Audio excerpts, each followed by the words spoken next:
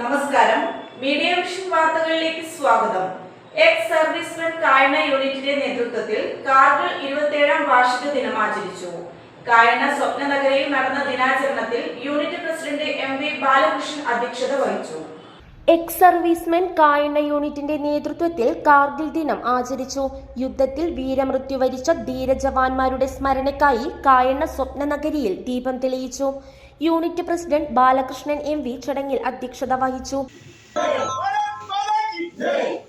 ലിംന ഗിരീഷ് കാർഗിൽ വിജയ് ദിവസ് അനുസ്മരണം നടത്തി. ഒരു പട്ടാളക്കാരൻ അതിർത്തിയിൽ കാവൽ നിൽക്കുമ്പോഴാണ് ഒരു രാജ്യം സമാധാനമായി ഉറങ്ങുന്നത്. ഈ വാക്കുകൾ എത്രയോ അർത്ഥവത്താണ്.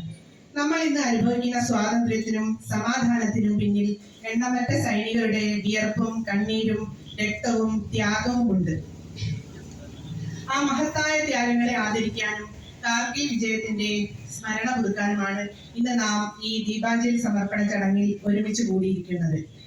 1999 ജമ്മു കാശ്മീരിലെ കാർഗിൽ മേഖലയിലെ മഞ്ഞുമൂടിയ മലനിരകളിൽ പാകിസ്ഥാൻ പിന്തുണയുള്ള നുഴഞ്ഞുകയറ്റക്കാർ ഇന്ത്യൻ അതിർത്തിയിലെ തന്ത്രപ്രധാനമായ കൊടുമുടികൾ കയ്യേറി. തണുപ്പിലും ഓക്സിജന്റെ കുറവിലും ശത്രുവിന്റെ ശക്തമായ ആക്രമണങ്ങൾക്കിടയിലും നമ്മുടെ ധീര ജവാന്മാർ അസാമാന്യ ധൈര്യത്തോടെയും ആത്മവിശ്വാസത്തോടെയും പോരാടി.